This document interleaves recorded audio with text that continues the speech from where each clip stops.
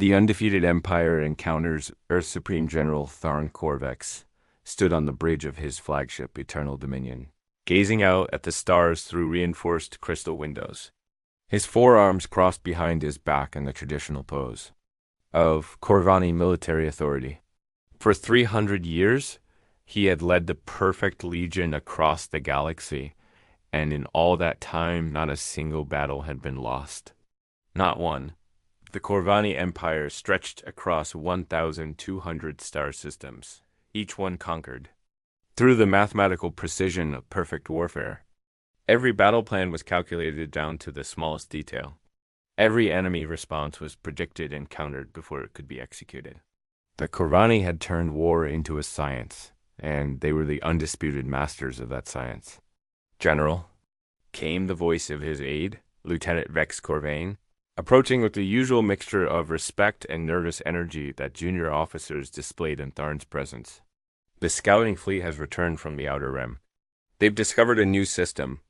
Tharn didn't turn around. After conquering over 200 worlds personally, the discovery of another primitive civilization hardly stirred his interest. Standard evaluation. Lieutenant, how many worlds? What level of technology? How long until we can add them to the Empire? Sir, the system contains 4 habitable worlds, but only one shows signs of advanced civilization. The species calls themselves humans. Rex paused, consulting his datapad. The interesting part is their development level.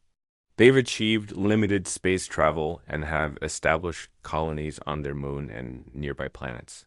Finally, something mildly interesting. Tharn turned his massive frame toward his aide. Standing nearly 8 feet tall with thick purple skin and glowing amber eyes, he cut an imposing figure even among his own species. Limited space travel? That suggests they might actually provide some entertainment before surrendering. That's just it, sir. According to our scouts, their technology is dot inconsistent. Some areas appear quite advanced, while others seem almost primitive. Their military doctrine appears to be completely random. Tharn's mandibles clicked together in what passed for amusement among the Corvani. Random military doctrine? How delightfully primitive. Very well. Prepare the 3rd expansion fleet. We'll make contact and offer them the standard terms of surrender. The 3rd expansion fleet consisted of 50 massive warships, each one a masterpiece of Corvani military engineering. They're black. Hulls gleamed with energy shields that could withstand the heat of a star. Their weapon systems could reduce an entire planet to ash within hours. Most importantly, their tactical computers could predict and counter any known form of military strategy as the fleet moved toward the human system. Tharn reviewed the intelligence reports. The humans had established several space stations and had a small fleet of vessels that appeared to serve both military and civilian purposes. Their largest installation was something called Lunar Research Station, orbiting their moon. Perfect, Tharn mused as he studied the tactical display. We'll make contact with this Luna station first. Once they see our superior force, they'll undoubtedly guide us to their leadership for surrender negotiations. 3 days later, the Corvani fleet dropped out of hyperspace at the edge of the human solar system. Immediately, alarms began sounding throughout human space. On Lunar Research Station, Commander Sarah Chen was having her morning coffee when the emergency klaxon shattered the peaceful routine. Commander! Ensign Rodriguez burst into her office, his face pale with excitement and fear. We've got massive contacts on the edge of the system. 50 ships, each one bigger than anything in our entire fleet combined. Sarah set down her coffee cup with the steady calm that had earned her command of humanity's most advanced research facility. At 38, she had served in Earth's Defense Forces for 15 years, but this was the moment she'd trained for. Without ever really believing it would come. First contact. Sound General Quarters. Give me a direct line to Earth Defense Command. And Rodriguez ... try to stay calm. This is what we've prepared for. Within minutes, Luna Station was buzzing with activity. Scientists abandoned their experiments to man defensive stations. Engineers checked and rechecked every system. Communications officers tried desperately to establish contact with the approaching alien fleet. The Corvani fleet moved through the solar system with the slow, deliberate pace of absolute confidence. They had done this dance 1,000 times before. Appear in overwhelming force, make contact with local leadership, offer surrender terms, and add another world to the empire. It was as predictable as the movement of planets. General, Lieutenant Vex reported, we're receiving multiple communication attempts from the human installations. They appeared to be trying to establish diplomatic contact.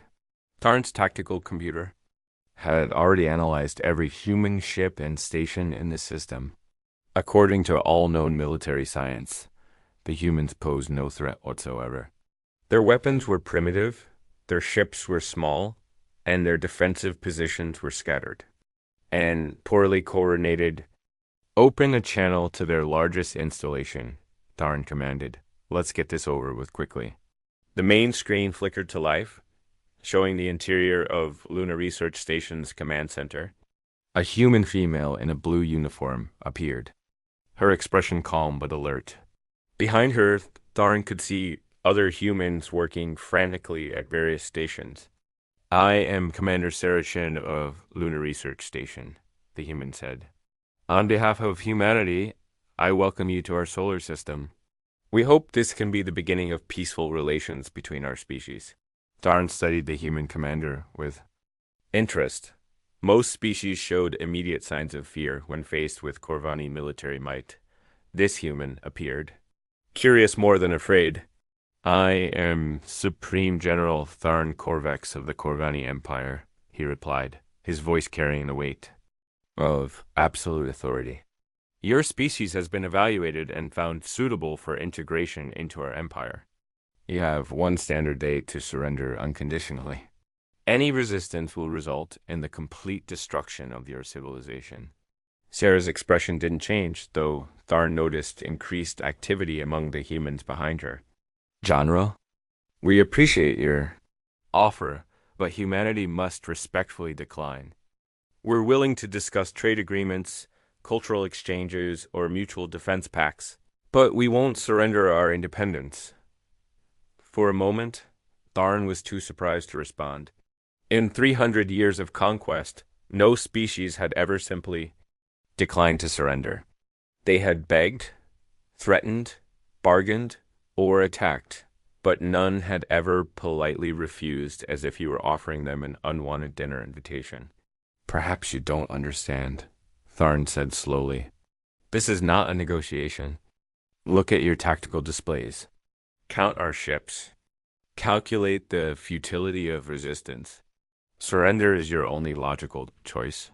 Sarah glanced at something off-screen, probably a tactical display, then looked back at him with the same calm expression. General, we've counted your ships. We've analyzed your technology. Our conclusion remains the same. Humanity chooses to remain free. The transmission ended. Tharn stared at the blank screen for several seconds before turning to his tactical officer. Analysis. What are the odds of human victory in a direct military confrontation? The tactical officer, a thin Corvani named Kex Moraine, consulted his computer systems. Sir, according to all mathematical models, human victory is impossible. Their largest ships are roughly equivalent to our light scouts. Their weapons appear to be simple projectile and energy systems. Their total military strength is less than 1% of our current force. Then why did they refuse surrender? Tharn wondered aloud.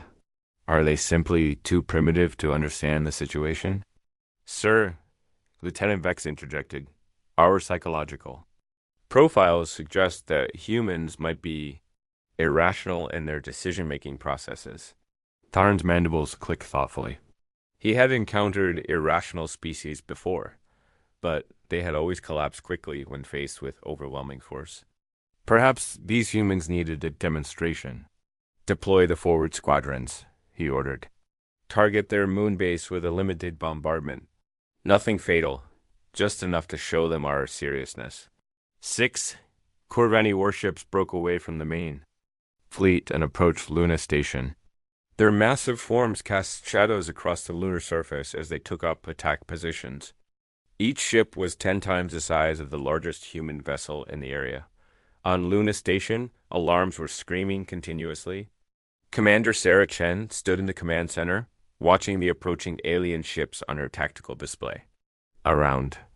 Her crew prepared for what seemed like certain death. Commander, her tactical officer reported, they're charging weapons. Multiple energy signatures building. All stations, prepare for combat, Sarah ordered calmly. Then she did something. That would have surprised anyone who didn't know humans very well. She smiled. Rodriguez, activate the chaos protocol. Man. Ensign Rodriguez looked confused. The experimental system? Are you sure? Trust me, Sarah said, still smiling. These aliens are about to get their first lesson in human unpredictability. The Chaos Protocol was humanity's most secret military development. Unlike traditional tactical systems that relied on predictable strategies and logical responses, the Chaos Protocol was designed to do exactly the opposite. It generated random, seemingly irrational tactical decisions that were impossible to predict or counterdot as the Corvini ships prepared to fire. The Luna Station suddenly launched every piece of non-essential equipment into space. Old furniture, broken. Machinery, empty supply containers, even someone's collection of Earth music albums. Hundreds of objects scattered in all directions around the station. What are they doing?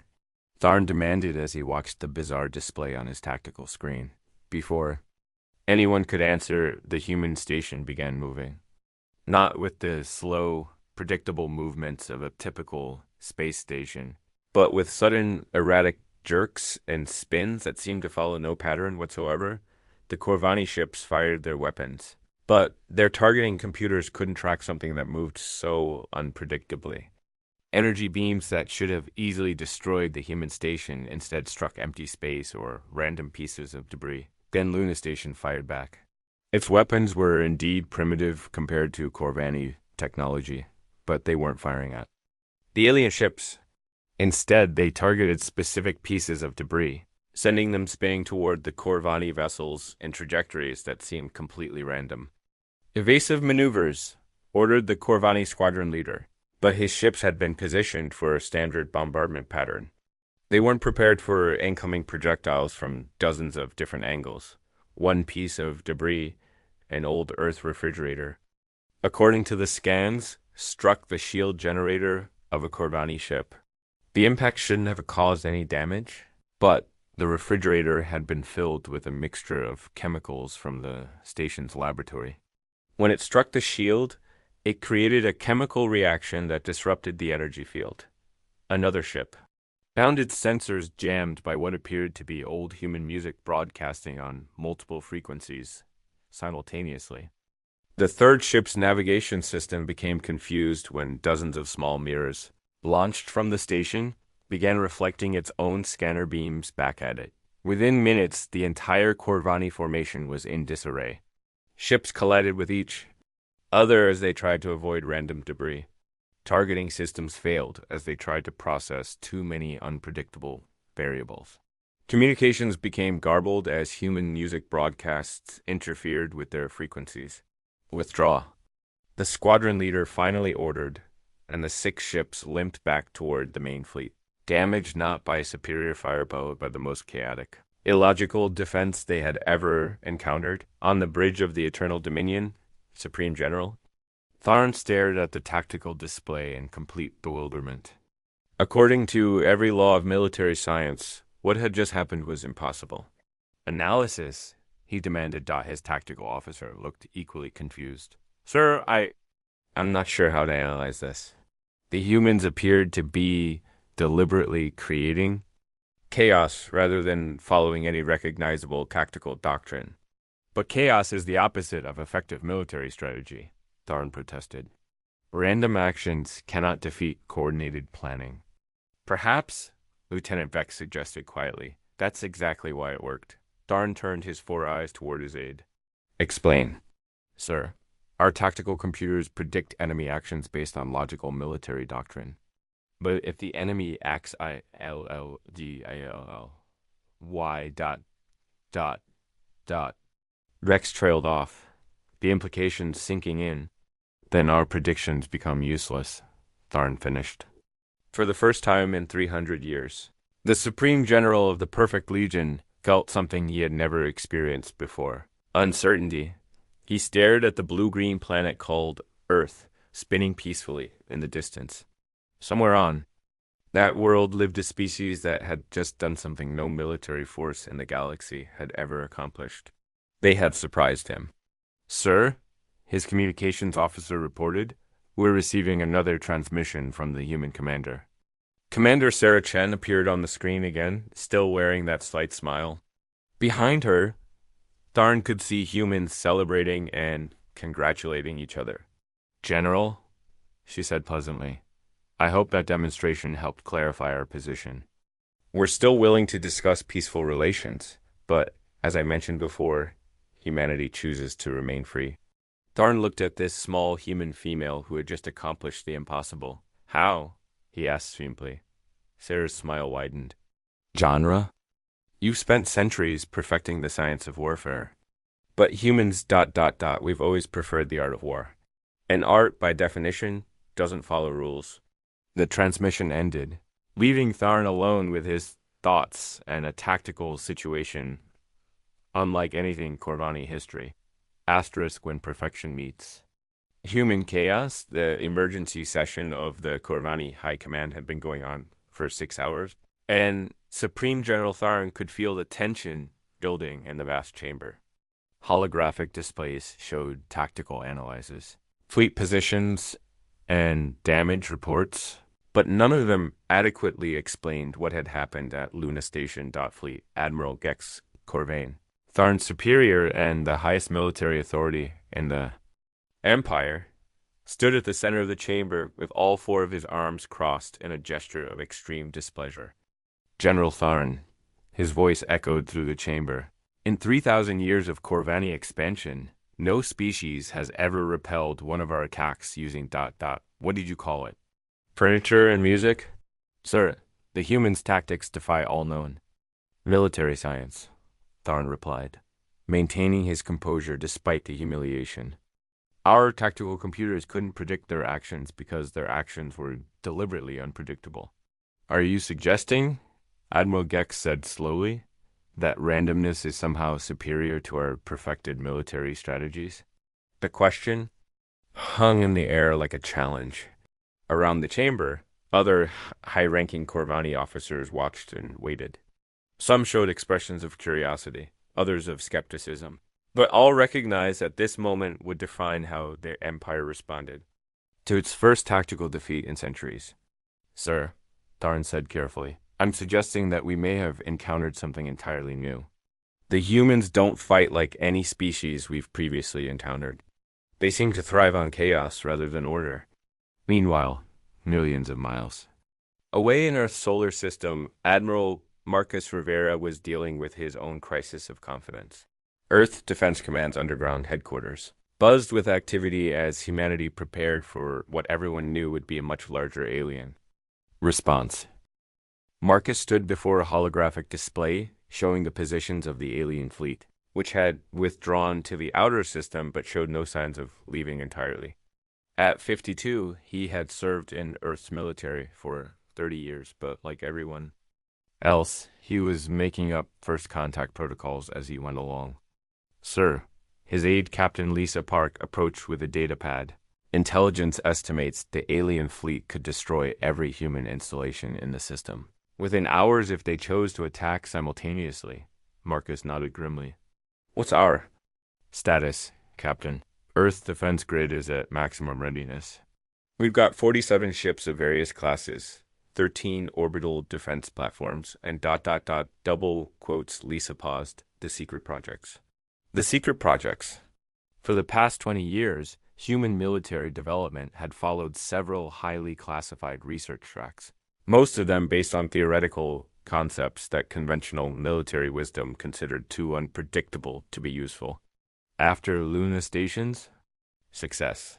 Those useless concepts suddenly looked very interesting. What's the status of Dr. Vasquez's work? Marcus asked. The adaptive chaos engine is ready for field testing, Lisa replied. She says it's designed to generate tactical decisions that even we can't predict in advance. At that moment, Dr. Elena Vasquez was in her laboratory 3 levels down, surrounded by computers running programs that most people would consider insane. A brilliant theoretical physicist who had spent her career studying chaos theory and complex systems. Elena had always believed that truly random events could be more powerful than carefully planned ones.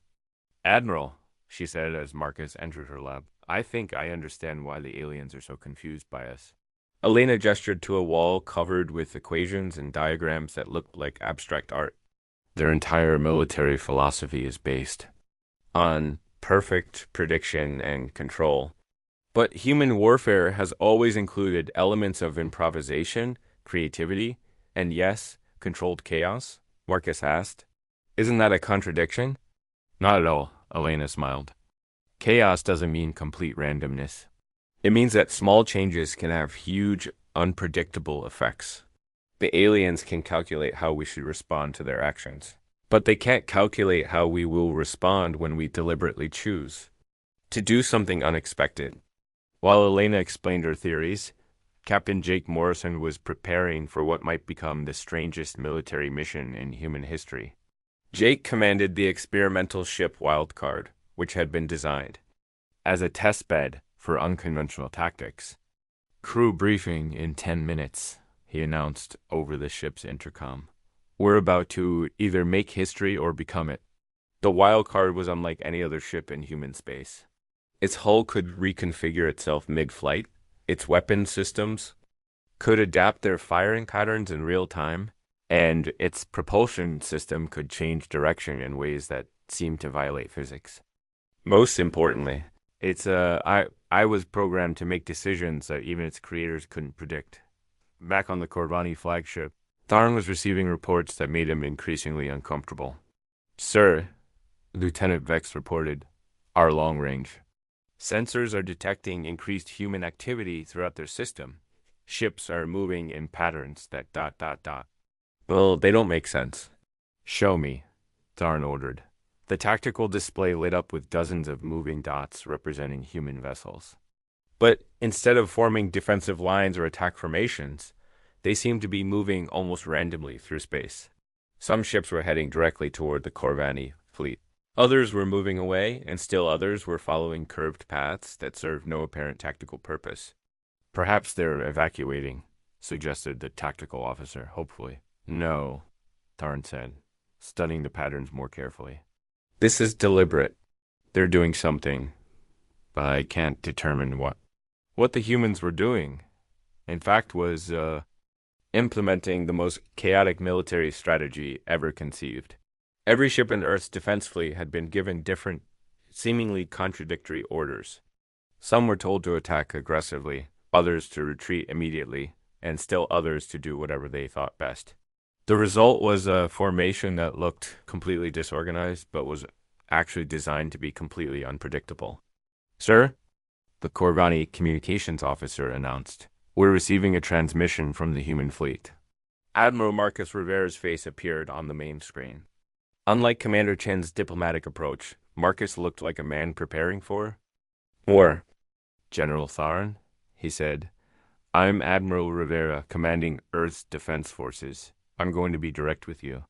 Please do, Tharn replied, grateful for what seemed like a more conventional military interaction. You have a choice, Marcus continued. You can withdraw your fleet from our system and we can pretend this never happened. Or you can stay and find out why every military academy in human space requires courses in chaos theory. Tharn's mandibles clicked in what might have been amusement or irritation. Admiral, your species seems to have a talent for making threats from a position of weakness. General, Marcus smiled. That's because you still don't understand what you're dealing with. You've built your entire military doctrine on the assumption that warfare is predictable. But humans have never believed that. The transmission ended, and Tharn found himself facing a decision that went against everything he had been taught. The logical response was to attack immediately with overwhelming force. But the humans had already proven that logic alone wasn't enough to defeat them. Sir, Fleet Admiral Gex's voice came through the communication system. High Command orders you to end this situation immediately. The Empire cannot appear vulnerable. Tharn took a deep breath, the equivalent of a human sigh. Understood, sir. All ships, prepare for full assault. Target every human installation simultaneously. The Corvani fleet moved into attack formation, their massive ships creating a wall of firepower that should have been able to destroy any defense. Their tactical computers calculated firing solutions, predicted human responses, and prepared for a battle that would last minutes at most. They were wrong. The moment the Corvani fleet began its attack run, Captain Jake Morrison activated the Wildcard's Chaos Protocol. His ship suddenly split into 12 smaller vessels, each one moving in a different direction at impossible angles. Other human ships began behaviors that violated every principle of space combat. Some spun wildly while firing in all directions. Others linked together to form temporary larger vessels, and still others simply disappeared entirely using experimental stealth technology. What are they doing? Tharn demanded as his tactical display dissolved into confusion. Sir, I can't track their movements, the tactical officer reported. Their formation is changing faster than our computers can process. But the real surprise came when the human ships didn't try to engage the Corvini vessels directly. Instead, they began using the asteroid belt as a weapon. Ships fired at asteroids, causing them to fragment and scatter in unpredictable directions. Other ships used their tractor beams to hurl space rocks at velocities that turned them into kinetic weapons. Within minutes, the space between the two fleets was filled with thousands of tumbling asteroids, each one following a chaotic trajectory that even the most advanced computers couldn't calculate. The Corvette ships, designed for precise long-range combat, found themselves trying to navigate through a three-dimensional minefield that changed constantly. Evasive maneuvers, Tharn ordered, but his ships were too large and too numerous to avoid the chaos. Asteroids struck shields, overloading them with kinetic energy. Smaller rocks damaged sensors and communication arrays. The perfect formation of the Corvani fleet began to break apart as ships were forced to take individual evasive action. Dr. Elena's adaptive chaos engine, meanwhile, was analyzing the battle in real time and feeding new random instructions to the human fleet. Ships received orders to do things like attack the third largest enemy vessel while singing your national anthem, or protect the asteroid at coordinates XYZ as if it were your home planet. The result was a battle that followed no known rules of warfare. Human ships attacked with weapons that shouldn't have been effective, defended positions that served no strategic purpose, and moved in patterns that seemed designed to confuse, rather than achieve military objectives. But somehow it was working. Sir, Lieutenant Vex reported, his voice filled with disbelief. We've lost contact with 7 ships. 17 others report significant damage. And we haven't destroyed a single human vessel.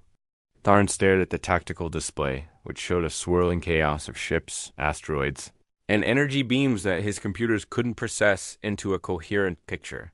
How is this possible? The answer came from an unexpected source.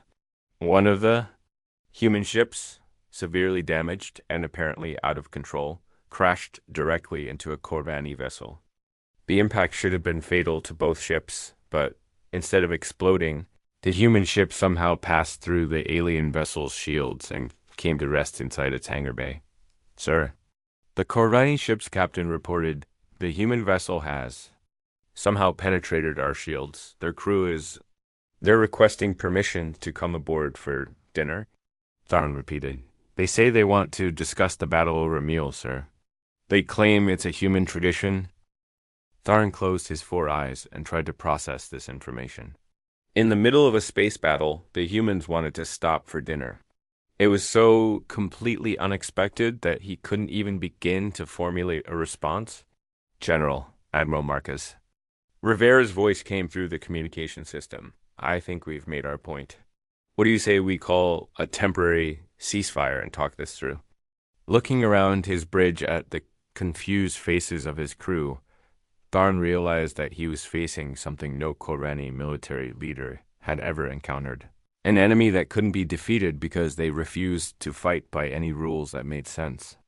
Very well, he said finally. Ceasefire. But I want to meet with your leadership face to face. Already arranged, Marcus replied. Transport Bay 7 on your flagship. And General, bring your appetite. My tactical chef is preparing something special. As the two fleets disengaged and moved to neutral positions, Tharn found himself preparing for the strangest diplomatic meeting in galactic history.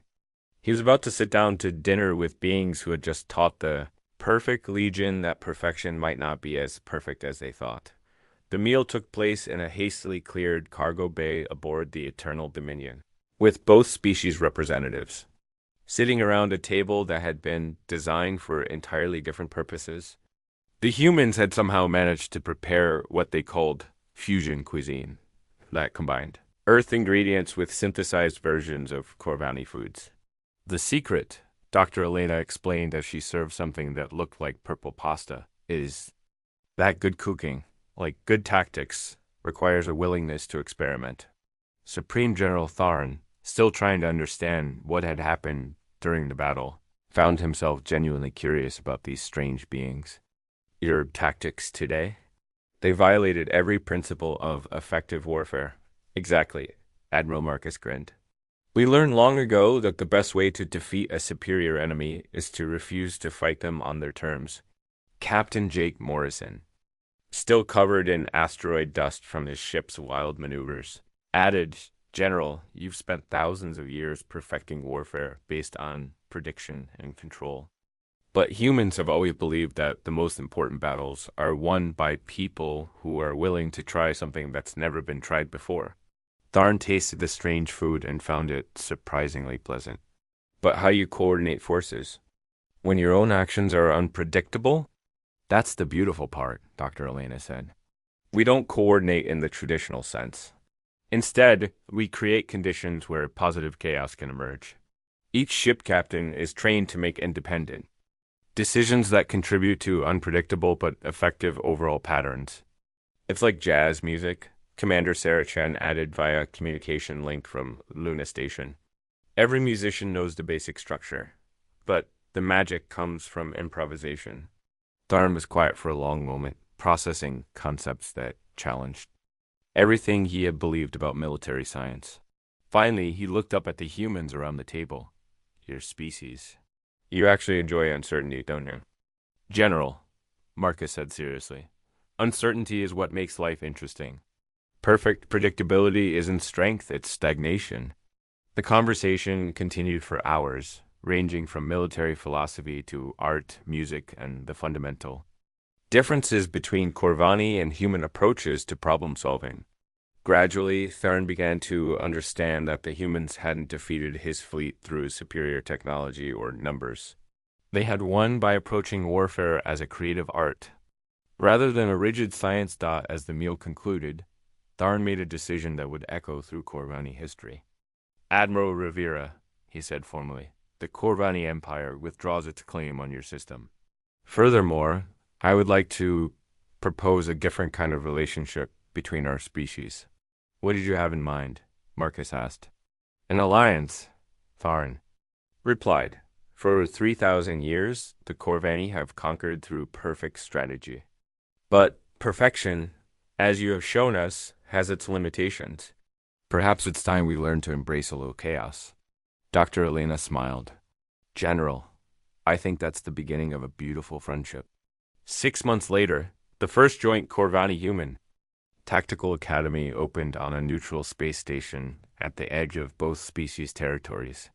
Corvani officers learned about improvisation, creativity, and controlled chaos, while human officers studied advanced strategy, logistics, and the mathematics of large-scale coordination. The galaxy watched in amazement as the unbeatable Corvani Empire formed an alliance with a species that had defeated them not through superior force, but through the simple willingness to color outside the lines of conventional warfare.